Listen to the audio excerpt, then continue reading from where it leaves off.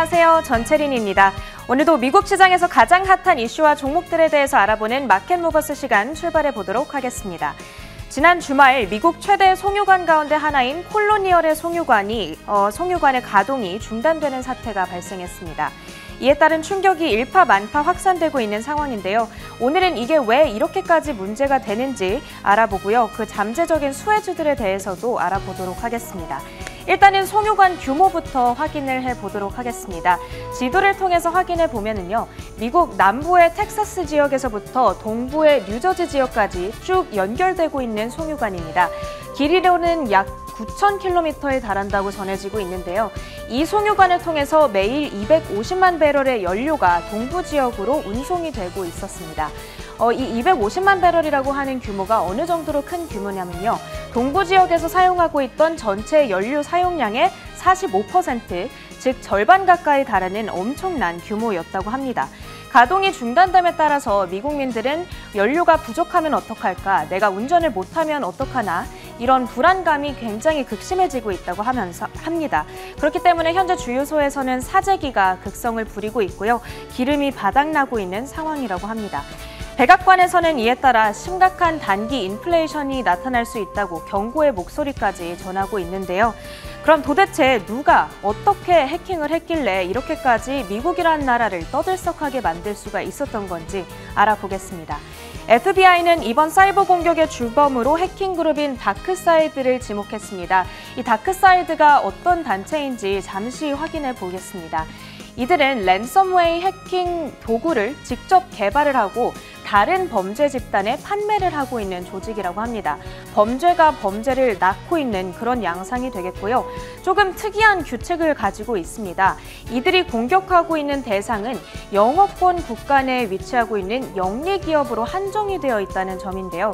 그렇기 때문에 학교나 병원, 혹은 비영리 단체들에게는 공격을 하지 않겠다는 나름대로의 룰을 가지고 있습니다. 한 가지 더욱더 특이한 점은 수익의 일부를, 이 범죄를 통해서 약탈한 수익의 일부를 자선단체에 기부하고 있다는 점입니다. 그동안 다크사이드는 약 80여 개 이상의 기업을 상대로 수백억 달러를 약탈해 왔는데요. 그러고도 이런 점을 내세워서 마치 자신들이 의적인 양 행동을 하고 있기 때문에 미국 내에서는 로빈후드라는 별명으로 불리고 있다고 합니다. 현재 피해를 당한 기업인 콜로니얼 측에서는 일부 송유관이 단계적으로 재가동되고 있다라고 밝힌 상태고요. 이번 주말까지는 상당 부분 운영이 재개될 것이다 라는 입장을 전해놓은 상황입니다. 그렇지만 과연 정상적으로 재가동이 이뤄질 수 있을지는 실제로 이번 주말이 지나봐야 확인할 수 있을 것 같고요. 만약에 주말까지 정상화가 이뤄지지 않게 될 경우에는 이 동부 각지의 원유 부족 사태가 악화하고 이에 따라 기름값이 폭등할 거다, 이런 우려도 제기되고 있습니다.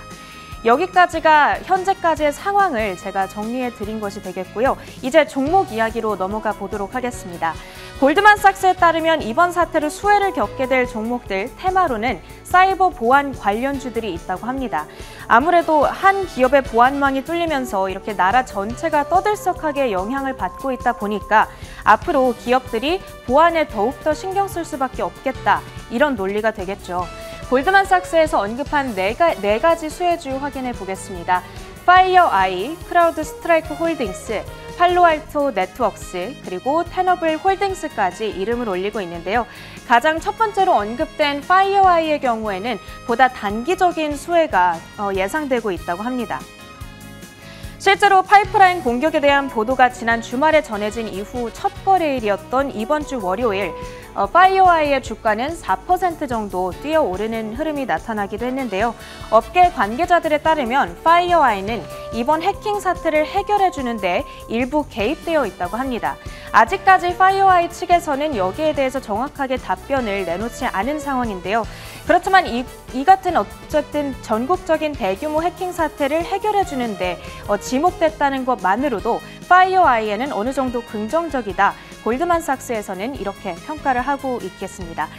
영어로는 이런 종류의 사업을 Incident Response Business라고 하는데요. 한국말로는 사고 대응 사업 정도로 표현을 할 수가 있겠죠. 이 사고 대응 사업은 본질적으로 마진율이 상당히 높다고 합니다. 그렇기 때문에 앞으로 동종업계 내에서 파이어아이가 독보적인 지위를 확실하게 선점하게 될 경우 주가도 수혜를 받아갈 수 있겠다, 이런 분석이 나오고 있고요. 그 밖에 언급됐던 3가지 종목들도 있었죠. 이들 종목에게는 보다 간접적인 수혜가 기대되고 있는데요. 각각의 기업이 가지고 있는 어떤 고유한 사고 대응 방식이 다르기 때문에 개별 가치가 있다는 평가가 전해지고 있습니다. 여기까지가 골드만삭스 측에서 전한 내용이 되겠고요. 이 마지막으로 이들 기업에 대한 월가의 투자 의견을 한번 정리해 봤습니다. 함께 확인해 보시죠. 파이어아이가 보유 의견을 유일하게 가지고 있습니다. 단기적인 수혜가 예상되고 있었던 파이어아이만이 보유 의견을 가지고 있는 것이 되겠고요. 이 파이어아이를 보실 때 조금 유의하셔야 될 점은 현재 목표 주가가 21.27달러로 제시되어 있는데 오늘장 마감 기준으로 봤을 때 파이어아이의 주가는 이미 19달러 선까지 올라와 있다는 점입니다. 상승 여력이 조금 남아있다는 분석이 나오고 있고요. 나머지 3개 종목 같은 경우에는 모두 매수 의견이 나오고 있습니다. 그리고 이들 종목은 아직 목표 주가까지 도달하기까지 주가의 상승 여력이 10에서 30%대 큰 폭으로 남아있다는 점, 투자를 하심에 있어서 참고를 해보시면 좋을 것 같습니다. 이렇게 오늘은 지난 주말 사이에 일어났던 파이프라인 공격 사태, 그 현재의 상황을 정리해봤고요. 여기에 따라서 잠재적으로 수혜를 받아갈 수 있는 종목들에 대한 내용까지 확인해봤습니다. 이번 일을 계기로 이런 사이버 보안 관련주들에 관해서도 여러분들께서 공부를 하신 이후에 투자를 해보시면 좋을 것 같습니다. 지금까지 마켓 무버스였습니다.